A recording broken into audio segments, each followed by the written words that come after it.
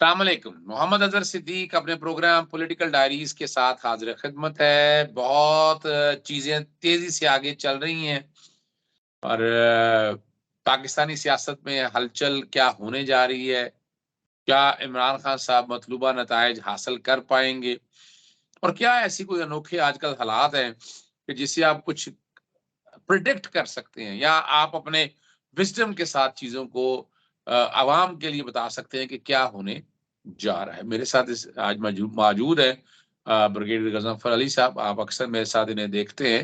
आज 2 दिन कोशिश करेंगे कि मुख्तसर से वक्त के अंदर ज्यादा से ज्यादा मालूमात आप तक शेयर कर सकें। एक तो आप ये बताइएगा कि मौजूदा हालात में इमरान खान साहब का लॉन्ग मार्च, उनके जलसे जुलूस कोई नताइज हासिल कर पाएंगे या उसी तरह 126 दिन का धरना होगा और फिर कहीं ना कहीं कोई सेटलमेंट होगी? क्या कहेंगे आप? बहुत बहुत शुक्रिया सदीक साहब। बिस्मिल्लाहिर्रहमानिर्रहीम।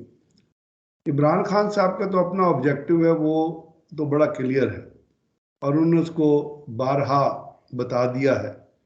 और वो जो उनका नैरेटिव या जो उनका बयानिया है उसको लोगों ने ख़रीदा भी है, उस लोगों ने उससे अग्री भी किया और उसकी रिप्रेजेंटेशन आपने लाहौर से लेके और गुजरात तक और आज जो आगे गए देख ली। और उसमें ये भी देखा आपने कि जब इमरान खान साहब को उस धरने में या उस मार्च में मौजूद नहीं है, फिर भी लोग जो हैं वो उस चीज़ को रिस्पॉन्ड कर रहे हैं। तो ये बात यह है कि एक तरफ से रिसेप्शन जो उस चीज़ की लोगों के अंदर जो है वो बदरजा आतम मौजूद है, पूरे तरीके से वो उस चीज़ से एग्री करते हैं। अब दुनिया में होता ये है कि जो पॉपुलर अवाम की जो पॉपुलर राय होती है, जब मेजॉरिटी की जो राय होती है, उस राय को एक्सेप्ट करना चाहिए, अदारों को उस राय को एक्सेप्ट करना चाहिए, उन लोगों को जिन्होंने पाकिस्तान के मुताबिक फैसले करने हैं या फैसले करते आए हैं।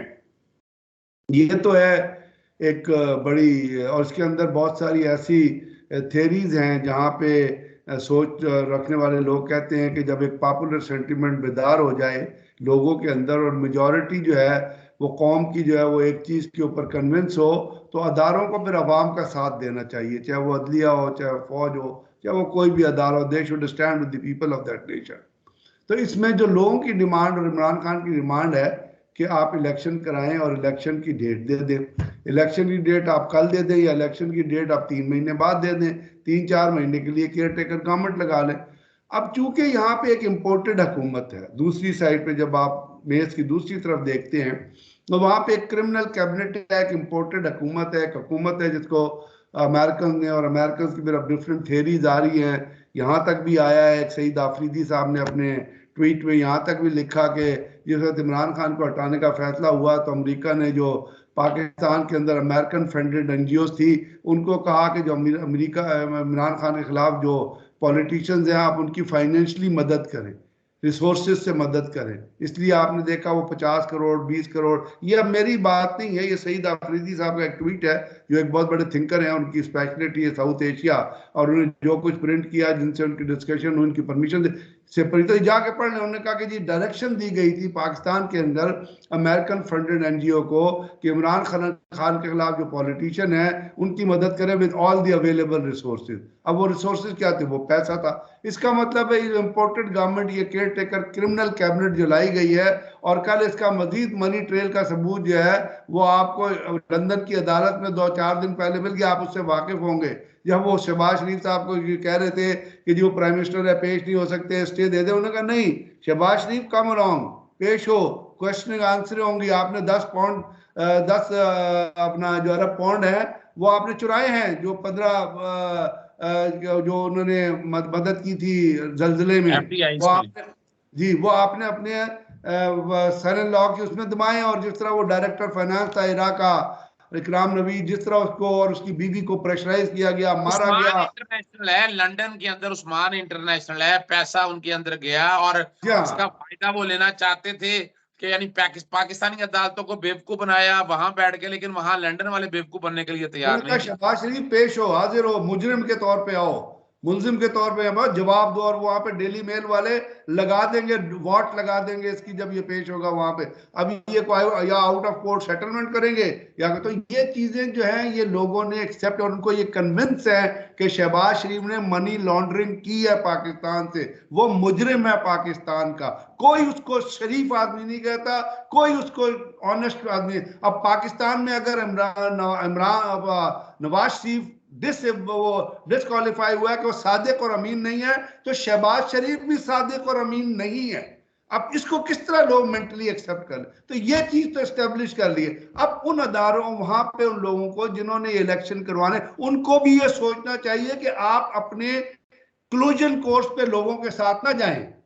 लोगों के साथ आप एक कन्फ्रंटेटिव कोर्स पे जाना पाकिस्तान की स्टेबिलिटी के खिलाफ है, पाकिस्तान की सॉवरेनिटी के खिलाफ है। इंटरनल डिस्प्यूट हो सकता है, लोगों में लड़ाई हो सकती है। तो आप अक्लमंदी का मुजाहरा करें, सोच का मुजाहरा करें, पॉपुलर सेंटिमेंट के साथ खड़े हों। और अगर अवाम का इस तरह प्रेशर बिल्डअप होता गया और ये लॉन्ग मार्च जो है अपने सक्सेसफुल कंक्लूजन पे पहुंचा और पिंडी तक जाके अपने सर, तो मेरा ये ख्याल है कि फिर लोगों के अंदर शायद वो अपनी अपनी जो सोच है, जो नैरो सोच है, शायद उससे बाहर निकले और फिर पाकिस्तान के अंदर को पाकिस्तान के अवाम की वर्दी के फैसला। अच्छा अच्छा, मुझे जो नजर आ रहा है, जो मैं तो आपको पता है मैं पिछले मार्च से ये बात करता आ रहा हूँ, ऑपरेशन रजीम चेंज जैसे ही हुआ है कि ये इलेक्शन का जो प्रोसेस है ये अप्रैल से पहले मुझे नजर नहीं आता। और वो मैंने जो चीजें जोड़ी थी वो ये था कि chief of the army staff की तैनाती जाके नवंबर दिसंबर में होगी, तो दिसंबर के बाद 2-3 महीने लगेंगे चीजों को सेटल डाउन होने के लिए, और जब चीजें ऑन रिकॉर्ड पे, ये नहीं, इसमें भी कोई शक नहीं है। अच्छा, आप क्या समझते हैं कि जो मैं एक आपके सामने नैरेटिव रख रहा हूँ, और दूसरी जो बात है जो मेरे तक इतला है कि वो अपना इलेक्शन अपने टाइम पे चाहते हैं, वो चार्टर ऑफ डेमोक्रेसी में जो ड्रामा उन्होंने किया हुआ था उसी ड्रामे को सामने रखते वो चाहते हैं कि वो 12 अगस्त को जो असेंबलियां डिसॉल्व तहलील होनी है, उसके बाद केयर टेकर सेटअप हो और इलेक्शन हो सकता है अगर हम अक्टूबर में जाएं, अगस्त में आए, तो नवंबर का मौसम जैसा भी आपके सामने है। आप क्या समझ रहे हैं कि ये इमरान खान साहब इस बात पे तैयार हो जाएंगे, या वो अगर वो इलेक्शन के बात आती है, क्या आपका नुक्ता नजर है? देखिए, पहली बात जो आपने की वो आर्मी चीफ की तानियाती के हिसाब से की, और अब ये तो क्लियर हो गया है क्योंकि लोग बहुत बड़ी बड़ी थेरियां पाकिस्तान में पेश कर रहे थे। वो लोग जो अभी तक मतलब है, जो अभी अपनी उम्र के 15वें साल 16वें साल में भी हैं, जो पाकिस्तान के न सिस्टम को समझते हैं न पाकिस्तान की फौज के सिस्टम को समझते हैं, तो वो तक कमेंट कर रहे थे कि आर्मी चीफ क्यों होना चाहिए। मुख्तलिफ कयास आ रही है यहाँ कि जी वो आर्मी वाइस चीफ आ जाएगा, जो 6 महीने वो चलेगा, फिर वो टेक ओवर। एक अजीब मतलब गलत किस्म की क्यास आ रही है, बिलो द बेल्ट थिंकिंग। हर एक अपने आप को अफलातून साबित करने की कोशिश कर रहा था। मैंने बारहा कहा था कि जो कुछ होगा वो किसी सिस्टम के तहत होगा, उसमें सिस्टम से हटके कोई चीज नहीं है। तो आर्मी चीफ की जो तानियाती, और अभी जैसे आर्मी चीफ ने दौरे शुरू कर दिए, आज गालबन वो कल लाहौर में थे और लाहौर का दौरा था, उससे पहले सियालकोट और सारिया, उसमें जो आर्मी चीफ की तानियाती है ना अजहर सिद्दीक साहब, वो एक नॉर्मल अमल है, एक सिस्टम का अमल है। उसके अंदर आर्मी चीफ को हेल्प करने के लिए या उनकी असिस्टेंस के लिए उनकी एडवाइस, बहुत सारे स्टाफ ऑफिसर्स होते हैं। तो एक नॉर्मल की तब्दीली है, जिसमें ये सोचना कि नया आर्मी चीफ आएगा तो उसको मतलब है कोई 2 महीने लगेंगे, नहीं, ये नहीं होता। आर्मी चीफ जब आता है तो उसको ज्यादा से ज्यादा 15-20 दिन की ब्रीफिंग्स होती हैं एक आर्मी लेवल की, और उसके बाद फिर वो फॉल हो जाता है, तो वो तो अपने उसके मोड में आ जाएंगे। अब बात ये जो आप बात दो चीजों की कर रहे हैं, एक नवंबर की कर रहे हैं और एक आप अप्रैल की कर रहे हैं, तो मेरा ये ख्याल है कि नवंबर तो फिर नॉर्मल प्रोसीजर में आप चले गए ना। पहली बात तो एक ये लिख लीजिए कि चाहे ये नवंबर में हो या ये चाहे अप्रैल में हो, इमरान खान की पॉपुलैरिटी जहां पहुंच गई है और जो उसको 2/3 मेजोरिटी जिस तरह मिलनी है, वो इमरान अपना ये हुकूमत उल्टा होके भी नाच लेना या आसमान से तारे भी तोड़ लाए, तो ये उस पॉपुलैरिटी को कम नहीं कर सकती जो ऑलरेडी वो गेन कर चुका है। और वो उसकी जो लोगों की जो थिंकिंग है उसके मुताबिक जो है सिस्टम जो है उसने रिएक्ट करना है, लोगों ने रिएक्ट करना है। पहली बात तो ये। दूसरी बात ये है कि अगर ये जल्दी हो जाए, अगर ये जैसे आप कह रहे मार्च अप्रैल के सेशन में ये हो जाए, तो ये पाकिस्तान के लिए बेहतर होगा। ये जो आपकी रोजाना की जो चीजें चली हुई हैं और जिस तरह एक अनसर्टन सिचुएशन है उससे आप निकल आएंगे। अक्टूबर नवंबर में जाएंगे तो वो तो एक नॉर्मल का प्रोसीजर है। अक्टूबर नवंबर तो इलेक्शन होने ही है, क्योंकि आपको पता है पहले ये किया जा रहा था कि जी ये भी थ्योरी आ रही थी कि जी सुप्रीम कोर्ट से टेन्योर बढ़ा लिया जाएगा जी, और जी पार्लियामेंट का टेन्योर बढ़ा लिया जाएगा। तो यहाँ मैं बताता चलूं, यहाँ अच्छा किया आपने ये बात छोड़ दी, क्योंकि अब ये मेरे से रिलेटेड बात आ गई है। आईने पाकिस्तान 1973 में जहाँ इमरजेंसी की प्रोविजन है, वहां पार्लियामान के पास इख्तियार है कि अगर इमरजेंसी और हालात ऐसे एग्जिस्ट हो तो 1 साल के लिए मुद्दत बढ़ाई जा सकती है। लेकिन सवाल है कि इस वक्त मुल्क के अंदर जो स्टेबिलिटी नहीं है, कोई बाहर के ममालिक कर्जा देना है या बाकी मामला में वो समझ रहे हैं कि इनके पास ऐसी पोजीशन नहीं है, और जो थेरी शहबाज शरीफ लेके गया था कि केयर टेकर सेटअप बनाया जाए, इसको प्रोलॉन्ग किया जाए, वो तो कामयाब हो नहीं सका, और उसके नंबर ऑफ रीजंस हैं। अब जो नजर आ रही है बात, मुझे जो लग रहा है या मैं जो समझ रहा हूँ कि ये जो चीजें हैं ना, ये उस सिमत की तरफ जा रही हैं कि शायद ये मामला जो है इतनी आसानी से ना हो, और अगर मंतकी अंजाम की तरफ अगर इमरान खान साहब लेके जाना चाहते हैं तो मेरा ख्याल है शायद इन्हें कोई शहर बंद करने पड़ेंगे, इन्हें कोई एहतजाज का अपना लेवल जो है वो बहुत ज्यादा बढ़ाना पड़ेगा। ये मैं अभी नहीं कह रहा कि आने वाले दिनों में अगर रिजल्ट नहीं मिल रहे, जब तक आप इस तरह के हालात नहीं आएंगे तो वो ये प्रेशर जब यहाँ पड़ेगा तो फिर अमेरिकन हैं या जो कोई भी है वो अपनी जगह पर वापस आ जाएंगे। जी जी आप बिल्कुल, मैं आपसे यही अर्ज कर रहा था कि जो कुछ चीजें हो रही है उसमें आपको जो प्रेशर का लेवल है वो बढ़ाना पड़ेगा अगर आप रिजल्ट ओरिएंटेड चीजें करना चाहते हैं। लेकिन मैं ये कह चाहता हूँ, या मैं ये सोचता हूँ या समझता हूँ कि जिन लोगों ने फैसले करने हैं इस्टेब्लिशमेंट करने और उसके अंदर मुख्तलिफ आर्म्स है जिन्होंने मुख्तलिफ डिपार्टमेंट जिन्होंने फैसले करने हैं, उन वो इलेक्शन तो बहरहाल होने हैं ना, तो उनको ये सोचना चाहिए कि पाकिस्तान को इस पॉलिटिकल मुरास से निकालने के लिए, इस सियासी इंतशार से निकालने के लिए हम इलेक्शन 2 महीने पूरी दुनिया में होते हैं कि आप असेंबली डिजॉल्व हो जाती है तो आप बाद मार्च अप्रैल तक इलेक्शन कराएं और पाकिस्तान को कोई एक डायरेक्शन मिले ताकि जून में जो बजट दे हुकूमत वो हुकूमत हो जो उसने अगले 5 साल चलना है। ये अगर बजट देते हैं जून में तो ये तो चले जाएंगे वो सितंबर, चले अगर अप्रैल में नहीं सितंबर अक्टूबर में इलेक्शन, तो इन्होंने तो नहीं होना सितंबर अक्टूबर के बाद। अगर आप समझते हैं कि नवाज अगर करेंगे और मैस लेवल पे धांधली होगी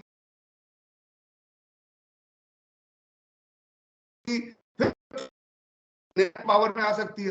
अगर आपने धांधली ज्यादा इलेक्शन, अगर तो फेयर इलेक्शन होने तो बजट वो हुकूमत दे।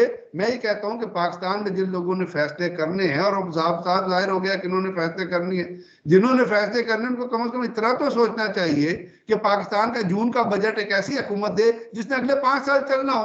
आज आपका वैसे आपका जो फॉरेन एक्सचेंज रिजर्व है वो सिंगल डिजिट पे आ चुका है, 7 पॉइंट कुछ के ऊपर बिलियन डॉलर के ऊपर है, और 5 बिलियन डॉलर जो है वो जो आपके कमर्शियल बैंक में है, तो टोटल 13 बिलियन डॉलर का आपको खड़े हुए हैं।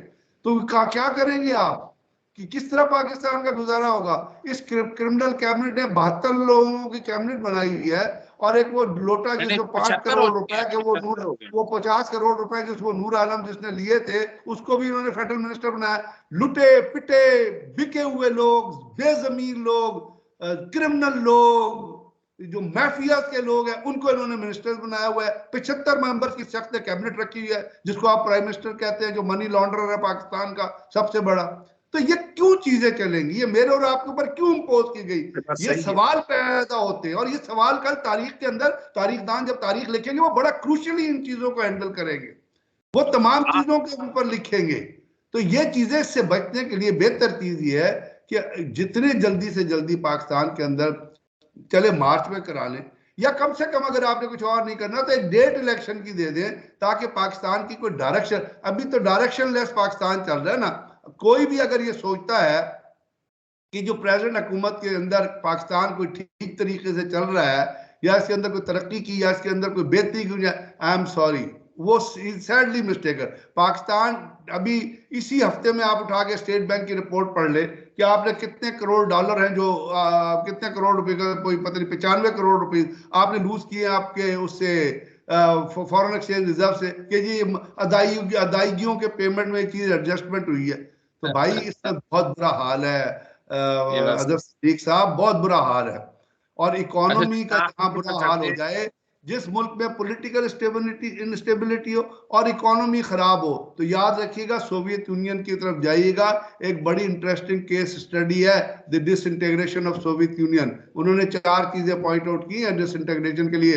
हालांकि गोर्बाचोव ने जो रिफॉर्म्स इशू की हुई थी उसके अंदर उसका एक विजन था कि वो मैं रिफॉर्म करके इस चीज को लेके आऊंगा, लेकिन चूंकि ये चीजें उसके अंदर पॉलिटिकल इंस्टेबिलिटी, इकोनॉमिक इंस्टेबिलिटी थी, तो आप देख लीजिए क्या हुआ। तो अल्लाह ना करे हम कुछ उसी डायरेक्शन में जाएं। पाकिस्तान को तो वैसे अल्लाह मियां ही चलाते हैं, अदरवाइज यहाँ पे तो जो लोग हैं जो वो तो पाकिस्तान को खाने के बगैर उनकी पेट नहीं भरता है। जो यहाँ के लीडर हैं वो तो कहते हैं कि इसकी ईंटें भी खा लो, इसकी मिट्टी भी खा लो, इसकी बुनियादें भी खा लो, फिर भी उनके पेट नहीं भरते हैं। यानी आप जलजले के पैसे अगर आप खा गए हैं, 10 अरब डॉलर जलजले के पैसे आप खा गए जो गरीब लोगों के लिए आए हैं, और फिर डायरेक्टर फाइनेंस को आप तड़ियां दे के उसकी बीवी को बुलाते हैं, उसको पकड़ते हैं, फिर उसके बच्चों के सामने उसके पेरेंट्स पे टॉर्चर करते हैं। तो सिद्दीक साहब कौन सी ये स्टेट है? और फिर आप कहते हैं कि मैं अमीन हूं, मैं शरीफ हूं, मैं पता नहीं क्या हूं, इधर से उधर आप भागते फिरते हैं, और फिर आप बाहर जाए कहते हैं कि बैगर हूं जी, कि मांगने। तो वो जो पैसे आपने खाए हुए हैं वही दे दो यार पाकिस्तान को। चलें, आखिर में आप जो कि प्रोग्राम ज्यादा लंबा हो रहा है, आखिर में चलते हैं कि इमरान खान साहब के कातलाना जो हमला हुआ और जो अभी तक तो कुछ नहीं हो सका, आप और पता नहीं क्या वजह है। आप क्या समझते हैं कि इसके जो असल कातिल हैं, जो लोग हैं, क्या वो पकड़े जाएंगे या इसी तरह ही चीजें रहेंगी? यानी लोग देखिए, कई जगह लोगों को नाउमीदी होती है इस सिस्टम के ऊपर। मैं अभी कानूनी बात नहीं कर रहा, मैं आपसे पॉलिटिकल और इखलाकी तौर पर पूछ रहा हूँ, क्या इमरान खान साहब पर हमला करने वाले कातिल जो है वो बेनकाब हो सकेंगे, पकड़े जाएंगे? इमरान खान साहब पे तो कातलाना हमला हुआ था ना, मुर्तजा भुट्टो मारा गया था, और उसके कातलों का हर एक को पता है, हर एक को पता है। एवरीबॉडी नोज कि वो जो एएसपी था जिसने वो सारा ड्रामा रेड किया, उसको वो उसके जरदारी से कैसे ताल्लुकात थे, और वो किस तरह प्रमोट होके एसएसपी और फिर उसके बाद डीआईजी तक चला गया। तो क्या मुर्तजा भुट्टो के कातिल पकड़े गए? उनके घर के सामने उस पर हमला हुआ था। बेनजीर भुट्टो शहीद, बहुत बड़ी लीडर थी, आप यकीन कीजिए, साउथ एशिया की बहुत बड़ी लीडर थी। शी हैड अ विजन, उनका मतलब उनकी दुनिया में रिस्पेक्ट थी, लोग उनको सुनते थे, वो लेक्चर्स देती थी जाके बाहर। क्या उनके कातिल जो है, और पीपल्स पार्टी की हुकूमत थी, उनके मियाँ प्रेसिडेंट थे, तो क्या बेनजीर के कातिल पकड़े गए? वो तो शहीद हो गई थी ना। इमरान खान तो शुक्र है अभी तक, हालांकि वो तो शहबाज शरीफ तो प्रेस कॉन्फ्रेंस कर पोस्टमार्टम करवा दिया था उनका, ठीक है, उन्होंने तो कह दिया था शहबाज शरीफ को, जो स्क्रिप्ट लिख के दिया गया था उसमें था कि जी पोस्टमार्टम करवाएं, चाहे 6 गोलियां लगी है 16 गोलियां लगी है, क्योंकि जिन्होंने स्क्रिप्ट लिखा था उन्होंने सोचा था कि शायद इमरान खान पे कातलाना हमला होगा, तो अल्लाह ना करे वो जिंदा नहीं रहेगा, तो फिर ये प्रेस कॉन्फ्रेंस चला देंगे। जो बंदे की स्टेटमेंट सुन लीजिएगा, वो कहते हैं मैंने इमरान खान को मार दिया, तो उसको भी स्क्रिप्ट लिख के दिया गया था। तो आप मुझे बताइए कि अगर बेनजीर भुट्टो इतनी बड़ी लीडर थी और उनके कातिल नहीं पकड़े गए, अगर मुर्तजा भुट्टो और बेनजीर उस प्राइम मिनिस्टर थी, सिटिंग प्राइम मिनिस्टर थी, अगर वो मुर्तजा भुट्टो के कातिलों को नहीं पकड़ते तो इमरान खान के कातिल कौन पकड़ेगा? सॉरी, ये we are living in fools paradise के उसके कातिल पकड़े जाएंगे, कोई 2-3 दिनों में दबदबा जाएगा मामला। आप वजह फरमा रहे हैं, वजह यही है कि पूरी दुनिया के अंदर पॉपुलर लीडरशिप के साथ जो होता है, और खास तौर पर जो कि पाकिस्तान जो है वो निशाने पर है ऑपरेशन रजीम चेंज में, जिस तरह अमेरिकन या बाकी लोगों ने काम किया वो आप सब लोगों के सामने, लेकिन फिर भी नाउमीदी नहीं है। इंशाल्लाह हम उम्मीद रखते हैं वो कहते हैं ना, उम्मीद तो दुनिया कायम है और हौसला ईमान की जड़ है। चले, मैं और मजीद बात नहीं करूंगा, इसी लाइटर नोट पे बात खत्म करते हैं। इजाजत चाहता हूँ, अस्सलाम वालेकुम, अल्लाह हाफिज, पाकिस्तान जिंदाबाद।